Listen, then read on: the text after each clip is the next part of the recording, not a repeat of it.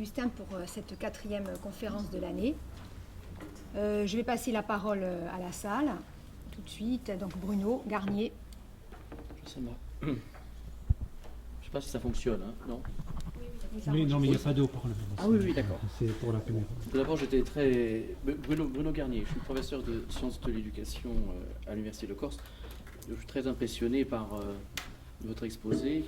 Et mes réflexions sont des réflexions tout à fait, je dirais, un peu à la va-vite.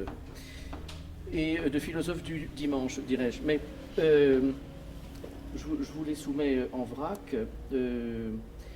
Je me suis demandé tout au long de votre exposé si ce que vous appelez la décosmisation était vraiment une période historique dont on peut délimiter le début et qui serait vraiment venue mettre un terme à une période de cosmie ou de vision cosmique ou vision, comme vous avez dit, enfin le contraire de l'anomie, donc l'anomie, je suppose.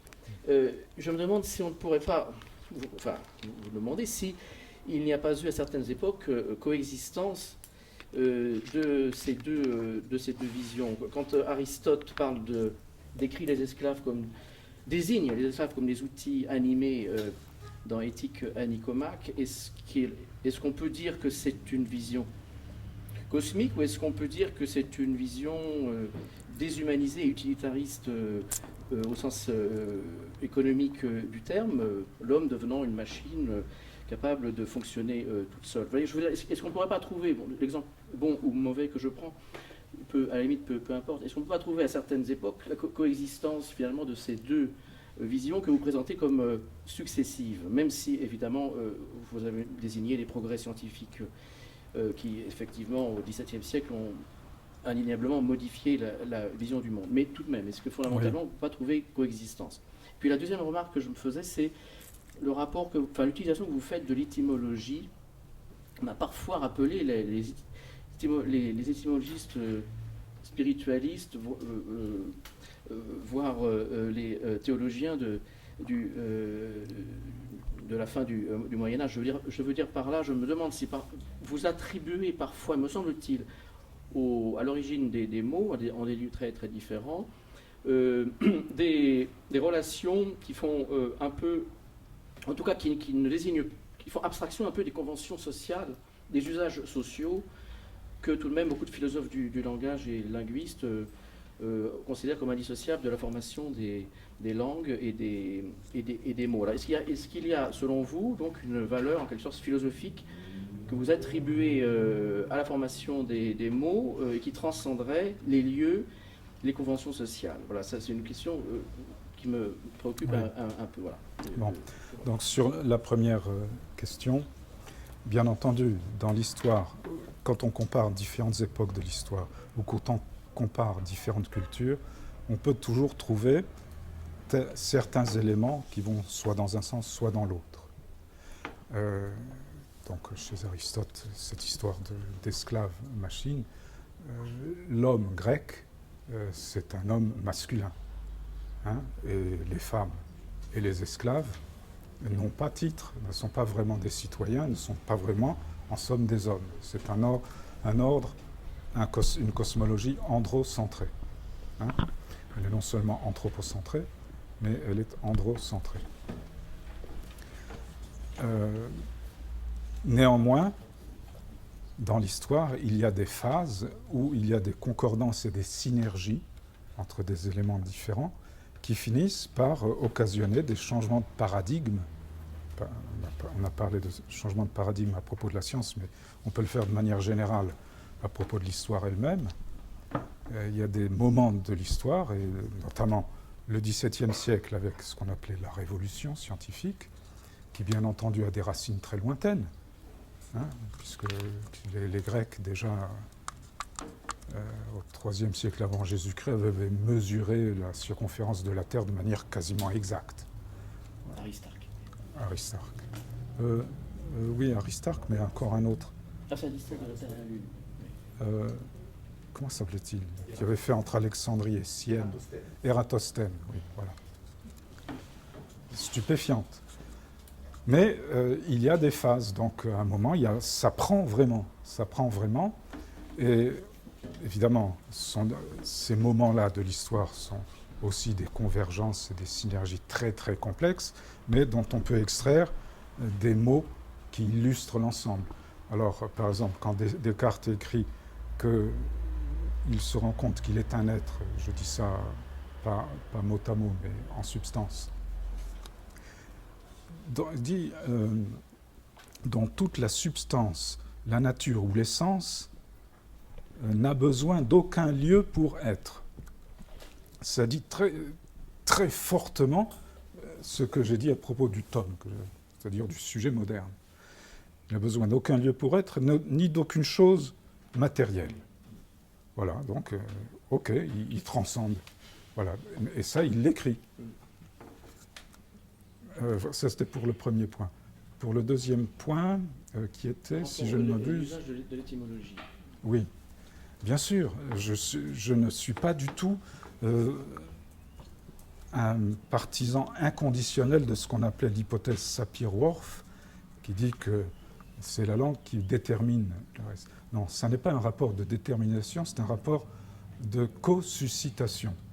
C'est-à-dire que ça entre dans un complexe qui est à la fois verbal, social et aussi de praxis et de rapport avec la nature, qui peut prendre une certaine tournure ou ne pas prendre. Ça, c'est la contingence de l'histoire. Donc, ce n'est pas du tout de la mécanique avec effet cause, avec cause-effet. Non. Et l'exemple le plus parlant qu'on puisse en donner, c'est que le sanskrit, qui est une langue indo-européenne comme le grec et comme le français, a abouti à une ontologie totalement différente, mettant l'accent sur la relation, alors que nous autres avons mis l'accent sur la substance. Et pourtant, c'est la même langue. Enfin, c'est fondamentalement... voilà. Pourquoi ? Parce que ça, c'est la contingence de l'histoire et du milieu. Il y a des tas de facteurs qui, finalement, font synergie dans un sens ou dans un autre. Et c'est grâce à cela que, Dieu merci, nous ne sommes pas des mécaniques. Et nous gardons une part de liberté, un libre arbitre, qui est certes conditionné.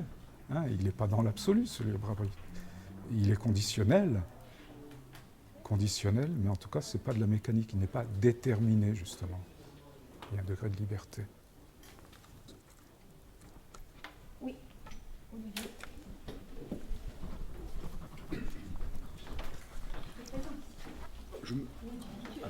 Moi, je le dis, moi. Oui. Olivier Battistini. Oui, merci. J'ai apprécié votre passion pour l'étymone, le logos de l'étymone, bien sûr, et aimé ce que vous avez dit, à savoir l'idée de dépasser la modernité, de ne pas opposer d'une manière ennuyante les univers. Et je voulais vous poser une question, puisque vous aimez Heidegger apparemment, et ses Dolzweg, ces chemins qui ne mènent nulle part, et c'est pour ça qu'ils sont intéressants, puisque dans le livre de Heidegger, dans les chemins qui ne mènent nulle part, Heidegger parle de ces bûcherons qui tracent des chemins qui s'arrêtent dans le non frayé. Et ce sont ces chemins d'ailleurs qui sont intéressants parce qu'ils ne mènent nulle part. Mais puisque vous avez une lecture, me semble-t-il, heideggerienne de la modernité, mais que vous ne voulez pas l'opposer à un autre univers, je voudrais vous poser une question à propos du logos, cette parole qui recueille le sens, les significations, mot que l'on retrouve dans ontologie, qui serait un recueil de fleurs. Habituellement, sans connaître l'harmonie d'Héraclite, l'opposition des contraires qui fondent la réalité, on oppose sans réfléchir le mythos au logos, où il y aurait une parole, la parole du conte, qui remplit l'esprit de trouble et d'ombre pour Platon. Et à ce mythos, parole du mythe, parole du rêve, on oppose le logos, qui n'a pourtant rien à voir avec le triste mot ratio des Romains que Cicéron a imposé pour traduire, puisqu'il fallait bien trouver un mot pour le logos, alors que ratio chez les Romains, vous le savez peut-être, évidemment, c'est un trait que l'on trace sur un bâton pour compter ses brebis, mot qu'on retrouve dans la ration, dans le ratio, etc. Donc la raison et le logos sont deux univers fondamentalement opposés. Et habituellement, on oppose, vous le savez, le logos au mythos.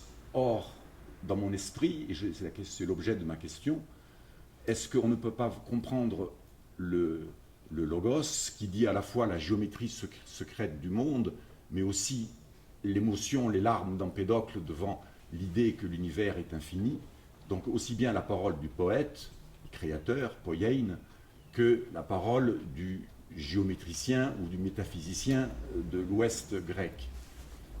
Et j'ai vraiment l'impression que déjà dans les mythes, on trouve l'organisation et la beauté, le rêve de la parole des poètes philosophes avant Socrate.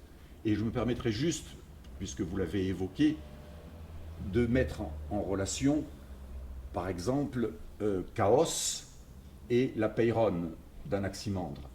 Apeiron que Nietzsche a traduit par le non fini, alors que nous, Français, on se limite, si j'ose dire, au non défini. Et Chaos, qui s'oppose d'une manière héraclitéenne, dialectique, donc au cosmos, qui est l'ordre, d'où la cosmétique, Chaos, comme l'apeiron, est pas seulement une divinité, mais un concept, une sorte de trou noir. Les mondes naissent de l'apeiron et ils quittent l'unité pour découvrir la diversité. Et c'est une injustice puisque seul le retour à l'apeiron redonnera la justice et permettra l'ordre des choses. Et voyez-vous, si on passe du mythe, si on part du mythe en passant par le logos pour arriver jusqu'à la théorie des quanta, on se rend compte qu'il est stupide d'opposer les choses. Et je suis très heureux de voir que vous avez parlé de dépasser la modernité tout à l'heure. Ça m'a vraiment frappé et j'ai apprécié. Et je voulais savoir si vous aussi, vous avez cette idée que le logos dit aussi bien la géométrie secrète des choses et l'harmonie, mais aussi la beauté du monde devant laquelle Empédocle sanglotait. Excusez-moi d'avoir été aussi long. Oui, loin de moi l'idée de rejeter le logos. On ne pourra faire l'histoire qui vient qu'avec le logos, dans cette ambivalence que vous soulignez.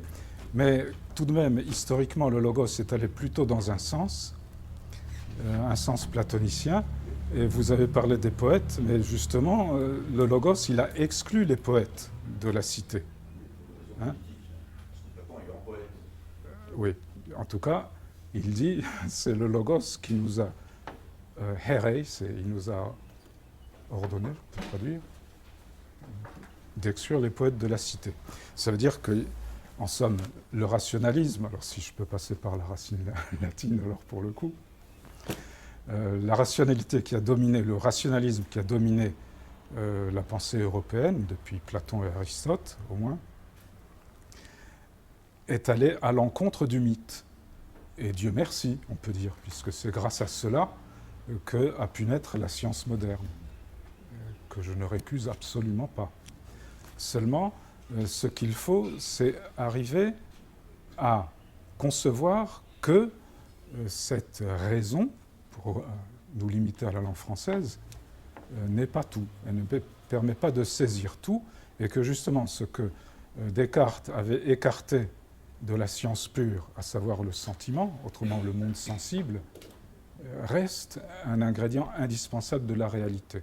Donc, la tâche que je verrai à une pensée dépassant la modernité, c'est justement d'arriver à saisir les deux en même temps, dans une synthèse ou une, comme Hegel dirait, une Aufhebung. Hein, vous parlez ce vocabulaire. Non, hélas, je bon, je crois qu'on a appelé ça en français sursomption. Que je traduirai en grec. J'en ai parlé la dernière fois, peut-être même ou la fois d'avant.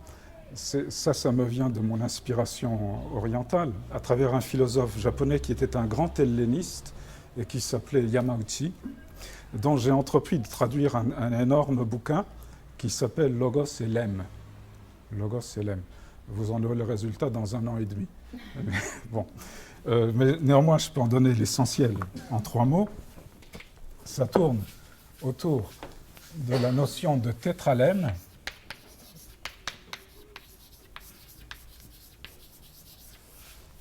C'est un raisonnement absurde du point de vue de la raison occidentale, parce que vous avez, comme le nom l'indique, vous avez 4 lemmes, c'est-à-dire lemme, ça vient de lambano qui veut dire prendre, et tétra qui veut dire 4. Donc, disons, vous avez 4 propositions, dont l'une est une affirmation, c'est A. La deuxième est la négation. Donc les logiciens font je ne sais plus comment ils font ça comme ça, hein, et puis la science-fiction de Van Vogt aussi, le monde du nona. Nona, donc c'est la négation de A. Ok, là pour nous ça va encore. Mais le troisième lemme ne va plus, parce que le troisième lemme c'est ni A, ni nona. Donc ça n'est pas logique. C'est-à-dire le logos, dans son empire, ne l'admet pas. Mais la raison orientale, et l'origine de cette raison-là, elle est en Inde, donc dans une langue indo-européenne. Ni A ni Nona, ça c'est le troisième lemme, dans l'ordre où le met Yamauchi. Et c'est essentiel, comme je vais vous le dire. Le quatrième et dernier lemme, c'est à la fois A et Nona. À la fois A et Nona. À la fois A et Nona. Ça aussi, c'est absurde et inacceptable du point de vue du logos. Alors ça, se prendre à la fois A et Nona, c'est ce que j'appelle un sillème. Hein, c'est le prendre ensemble. Et idéalement, dépasser la modernité, ça serait de mettre en œuvre un sillème général qui prendrait à la fois la raison et le sentiment. Et non pas seulement l'un ou l'autre. Parce que la réalité, S en tant que P, ce que la science a voulu saisir, c'est S, et idéalement S en soi, mais c'est un idéal qui est absurde, puisque le fait même de le saisir, c'est établir une relation, mais bref, idéalement S pur, c'est ce que vise la science. Et P, absolutiser P, en revanche, c'est ce qu'a fait l'école de Kyoto, et qui de ce fait est tombé dans le mutos. Donc, si on dit que A, c'est la raison, l'inverse, ça va être le mutos, ça va être la foulibrance de l'imaginaire, ça va être l'ethnocentrisme débridé, où est tombée l'école de Kyoto en faisant alliance avec l'ultranationalisme de ces années-là, ces années 30, où on pouvait voir un grand philosophe. La même chose s'est passée en Allemagne avec Heidegger, un grand penseur, le plus grand penseur européen du XXe siècle, qui ne s'aperçoit pas qu'il tombe dans l'ethnocentrisme. Il s'est passé exactement la même chose, enfin, mutatis mutandis, au Japon, où Nishida a fourni la philosophie dont avait besoin l'ultranationalisme pour se déployer vraiment. Bon, c'est évidemment pas là-dedans qu'on doit tomber, et idéalement, ne pas tomber dans le sentiment seul, ni non plus dans la raison seule. Parce que qu'est-ce que c'est la raison seule? C'est la pure mécanique. C'est la pure mécanique. Donc c'est l'appareil avec un grand A, abstrait de l'existence humaine. Ça veut dire qu'on n'a plus besoin d'exister. Vous savez, dans le fait d'abstraire le cogito de tout lieu et de tout lien matériel, c'est abstraire, puisque ça, finalement, c'est le monde. Mais à force de s'abstraire hors du monde, on finit par se supprimer. Et il ne reste plus que la mécanique. Alors bravo, il ne reste plus que la planète en tant que système physico-chimique. Il n'y a plus les mondes humains, il n'y a même plus la biosphère, parce que la biosphère aussi, c'est un déploiement. Voilà, donc ça c'est inacceptable, et c'est évidemment pas là-dedans qu'il faut tomber. Donc, ni, c'est le troisième lemme, mais à la fois l'un et l'autre, c'est le sillemme. Et vous avez parlé des poètes tout à l'heure. Qu'est-ce que c'est la poésie qui met en œuvre des symboles? Justement, le poète, il énonce les symboles mieux que tout autre. Le symbole, c'est à la fois A et non A. C'est le principe même du symbole. À la fois A et non A. C'est ça. Et symboliser, c'est mettre ensemble. Voilà, c'est ça, c'est mettre ensemble. Ce que nous devons faire pour dépasser la modernité, c'est remettre ensemble ce que le dualisme a séparé.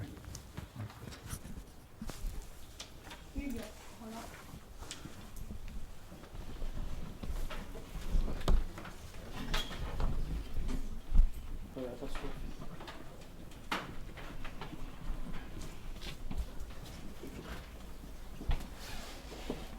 Oui, vous avez évoqué Michel Courajou, dont j'apprécie beaucoup la démarche. Il a commencé en fait à devoir se dépouiller de sa formation dualiste, on va dire, pour simplifier, de faiseur qui voulait à tout prix faire sur les lieux où il allait intervenir. Il a mis pas mal de temps et il arrive justement à cette phrase sur le paysage, rencontre entre la terre et le ciel. Et il a une formule séduisante, intensifier le réel. Ouais. Séduisante, mais qu'il faut un peu expliciter pour qu'elle fonctionne. Et peut-être qu'avec vos colonnes S, avec P, ça peut fonctionner, mais ça peut être très mal interprété aussi. Et on peut aussi tomber dans une forme de suppression aussi. De suppression de quoi? Par rapport à ce que vous venez de dire, là, de se supprimer soi-même, puisqu'on doit intensifier ça, c'est la modernité. Voilà. Oui, c'est justement ce qu'il faut dépasser. Mais intensifier le réel, il faut savoir l'interpréter. Oui, bien sûr. C'est pour ça que je dis réalité avec un petit R et non pas réel avec un grand R. Le réel avec un grand R, il existe en soi. C'est un absolu qui n'a pas besoin de nous pour être ce qu'il est. C'est ça que la science vise à saisir. Et la réalité, c'est au contraire le rapport qui s'établit entre notre existence et le réel, qui du coup n'est plus le grand R, mais un petit R parce qu'il est relatif. Réalité avec un petit R et relation avec chacun voit le réel. Comment dire que c'est le réel qui correspond à... Mais non, chacun voit le réel. Non, il y a quand même la science. La science établit tout de même des paradigmes qui ont une force d'universalité en attendant qu'un autre paradigme s'établisse. Donc ça peut pas être réduit à chacun voit comme, non. La science, elle a son universalité qui certes est historique, mais à un moment donné, elle est universelle. Et ce qui revient à un point de vue de chacun, ça, ce n'est plus la science. Hein, c'est mon petit monde.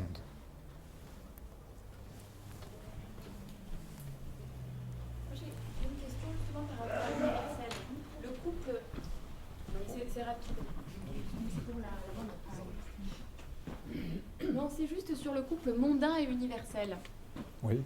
Juste, effectivement, que vous le précisiez, parce que bon, je pense que ça peut aider tout le monde. Moi, je cherche un peu à mieux le construire et je ne suis pas tout à fait sûre. D'autant que l'universalisme est hyper invoqué, avec justement une espèce d'antonymie, avec une dimension de singularité, une dimension culturaliste. Et c'est vrai que ça pourrait nous éclairer, notamment en Corse. C'est ça. Donc, ne pas confondre monde et univers. Mais vous pourriez un peu développer ? Alors, la confusion entre monde et univers, c'est justement ce qui était l'état des choses avant la modernité. Parce que c'était la même chose. Comme dit Platon, Cosmos, c'est Uranos, qui est un et seul de sa race. Un et seul de sa race. Bien, mais à partir du moment où la révolution scientifique du XVIIe nous montre que l'univers, d'abord, on ne pouvait pas le voir avant la lunette de Galilée, puis plus tard le microscope, il existe en soi hors d'atteinte de nos sens. et nos sens qui sont indispensables et qui font fonctionner notre monde. Donc, on aboutira au XXe siècle à ce qu'ont mis en lumière Uexküll et What's-Easy, c'est que, pour reprendre les termes d'Uexküll, vous avez Umgebung, qui est donc, on peut dire que c'est le réel avec un grand R, c'est l'environnement en soi. C'est le donné aussi objectif que peut le saisir la science. Mais la réalité vécue par telle ou telle espèce, ça n'est pas Umgebung, c'est Umwelt. Et la science, justement, nous montre comment ça fonctionne.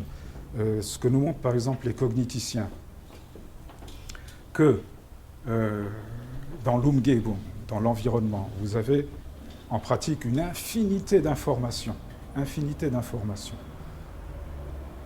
Le cerveau, s'agissant plus particulièrement de la vue, le système optique, qui saisit ce qui est une infinité, évidemment, on ne peut pas saisir une infinité. Donc il y a une sélection. Et une sélection dont on n'avait pas idée, d'une ampleur dont on n'avait pas idée avant les sciences la cognitique contemporaine. Ça se chiffre par une élimination de millions d'octets par seconde. Des millions d'octets par seconde. Et qu'est-ce qu'il y a au bout? Ça n'est non pas une information appauvrie, il y a une signification. Il y a du sens.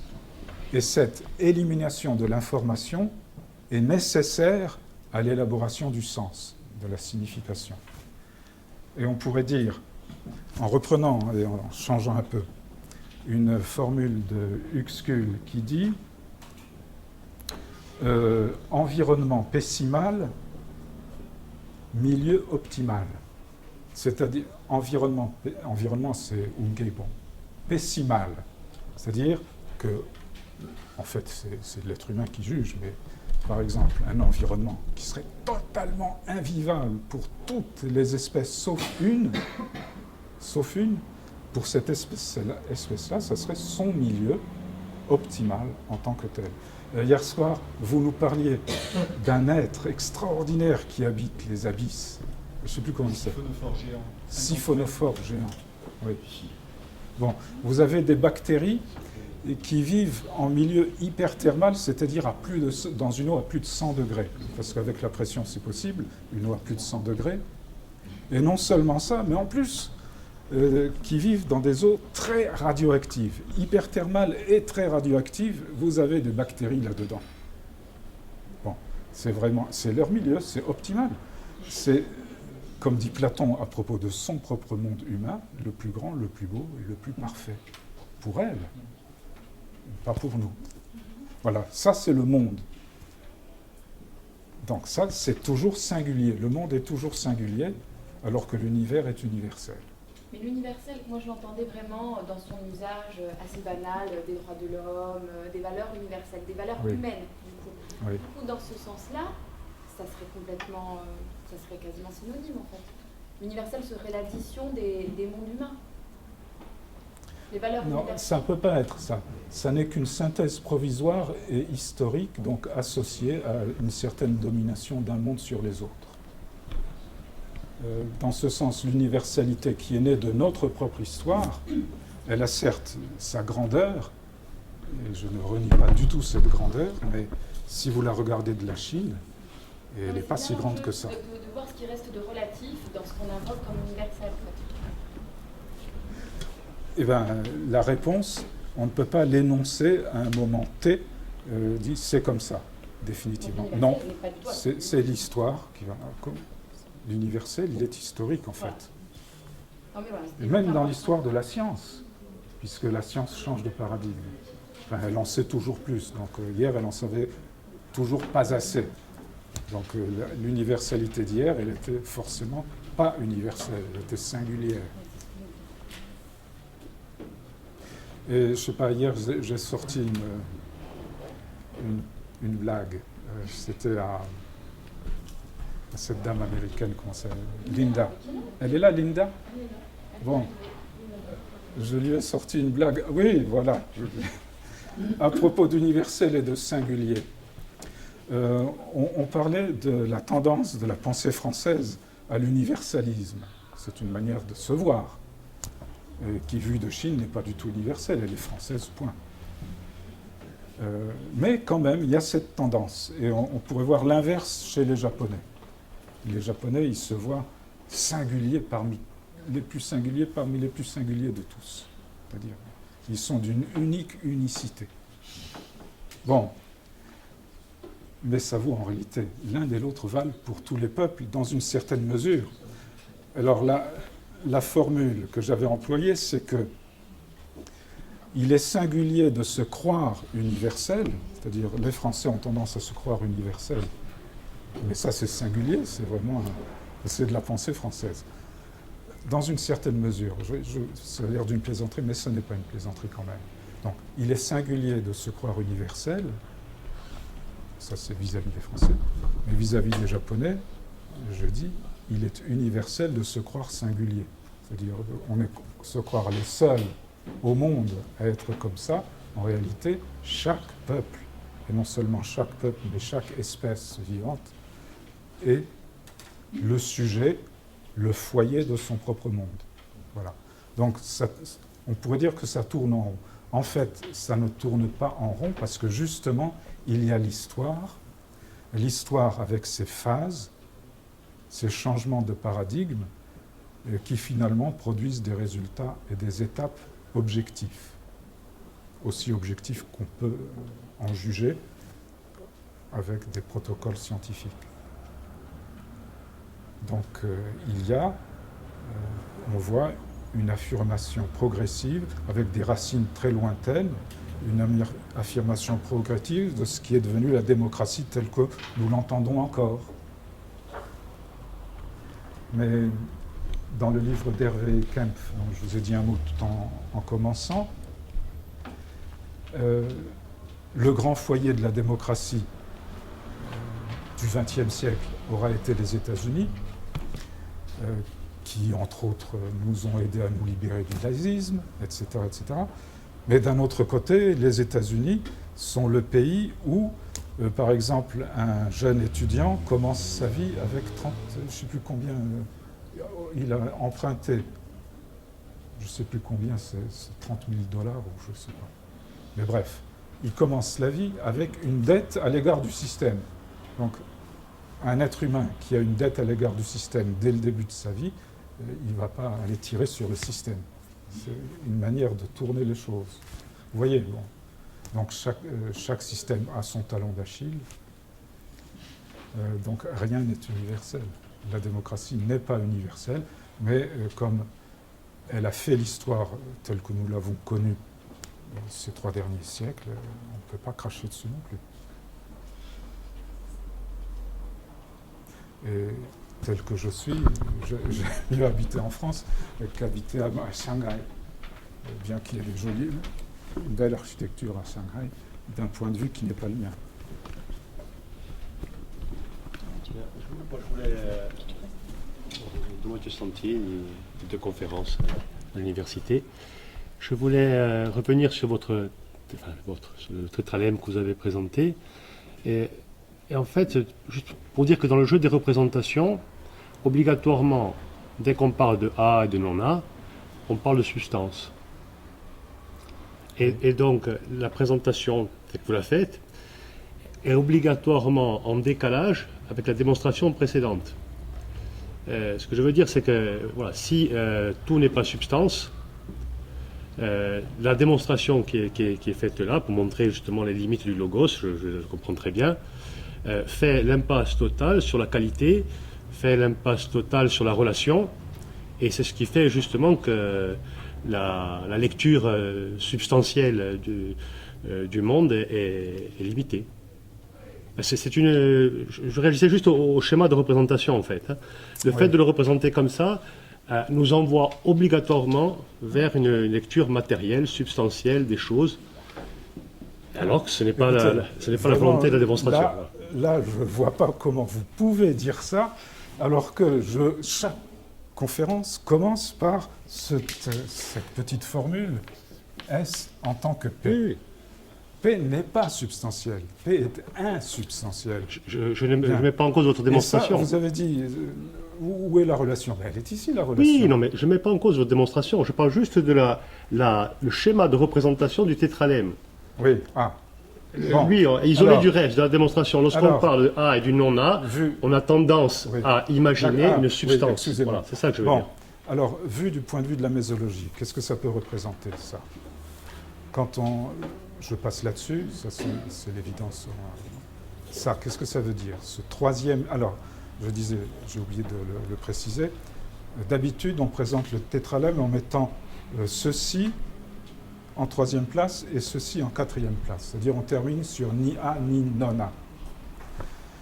Et Yamauchi montre, de manière que je suis tout à fait, terminer sur ni A ni non A, c'est-à-dire la binégation, c'est revenir au point mort à chaque fois. C'est Diodore Chronos qui parle comme ça. Hein? Diodore Chronos. Peut-être. Et les aphorismes de Diodore Chronos, c'est exactement cela. Et le logos de Matthieu, c'est ça le logos, justement. Alors, terminer sur ce qui est ici en troisième position, c'est revenir au point mort. Et donc, on ne déploie rien. Tandis que si vous mettez ça en troisième position, qu'est-ce que ça veut dire? Ça veut dire ni A ni non A. En somme, c'est la réalité, elle n'est ni S ni P, elle est à la fois S et P, c'est-à-dire S en tant que P. Et S en tant que P, c'est ça, parce que vous avez là-dedans, vous avez à la fois S et P, mais dans un rapport dynamique. Hein, c'est que S devient P. Et comme c'est un processus, comme le montre la chaîne trajective dont j'ai donné tout à l'heure la formule, c'est-à-dire c'est la suite de ça, avec des petites parenthèses. Hein. Dans cette suite, cette chaîne trajective, ce qui était insubstance, c'est-à-dire P, par rapport à un prédicat ultérieur, devient substance. C'est-à-dire le prédicat ultérieur, il va se baser là-dessus. Il va en faire son substrat, son hypokeimenon. Est-ce que vous avez saisi ce point? Parce que c'est pas... Ça correspond à des concepts bouddhiques aussi. Je ne suis pas totalement le bouddhisme, parce que le bouddhisme est une religion et qui se termine finalement dans ce que j'appelle un bon mystique. Il ne s'agit pas du tout d'un bon mystique qui absolutiserait ceci ou cela. Parce que dans la relation trajective qui fonde les milieux humains, qui est nécessairement historique, vous ne pouvez jamais remonter à la source, la première source, c'est pas possible. On est toujours déjà dans l'histoire, toujours déjà. Donc il n'y a pas d'absolu. Il y a des suites où il y a ce que j'appelais hypostase. Hypostase, c'est-à-dire substantification, c'est un processus, ça n'est pas la substance pure. C'est toujours déjà historique. Donc dans le tétralemme, on a un départ qu'on va appeler simpliste, affirmation, négation. C'est là que ça devient de la réalité historique et de la réalité mésologique. Il y a ça, à la fois A et B. Est-ce que j'ai répondu à votre question? Oui, non, mais je voulais juste... lorsque vous dites affirmation-négation, ça marche très bien. Le problème, c'est dans le champ de représentation, lorsqu'on parle de A, l'imaginaire, du moins le mien, fonctionne, j'imagine, un point A dans un espace. Vous voyez, on est déjà colonisé par les représentations. Lorsqu'on parle de A, voilà, d'un point de vue conceptuel, moi j'imagine un point A, et donc le point, il est substantiel. C'est pour ça, voilà, c'était juste une remarque, hein, c'était pas du tout une contre-démonstration. Parce qu'on est obligé d'en passer par une représentation. Ben oui, voilà. mais qui piège. Voilà.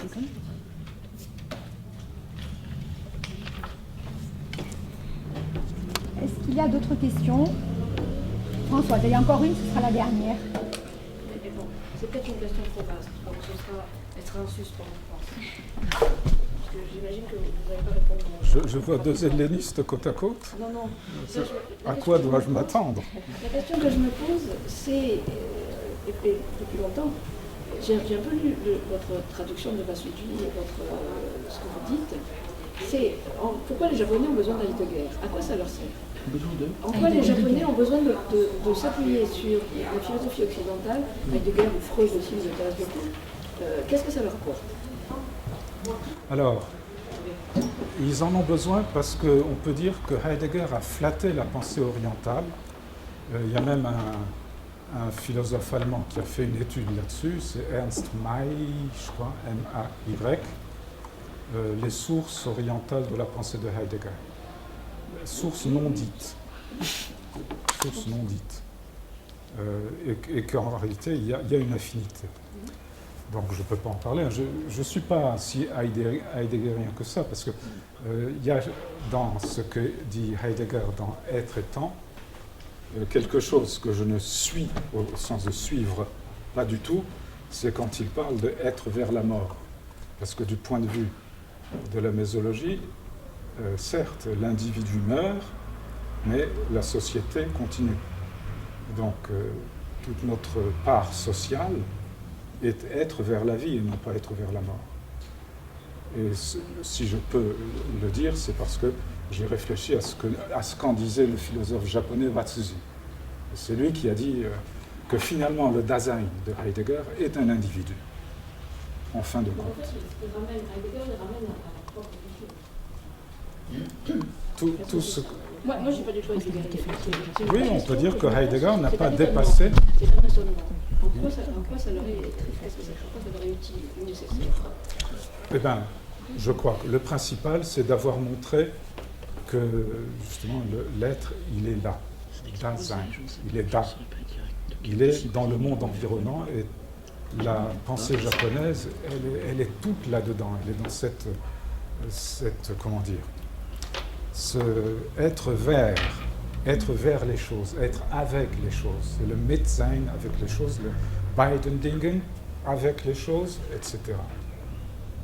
C'est la pensée japonaise, elle est pétrie de ça. Oui, c'est ça. C'est ça. Parce qu'inversement, les Japonais ont beaucoup de peine à accepter le cartésianisme.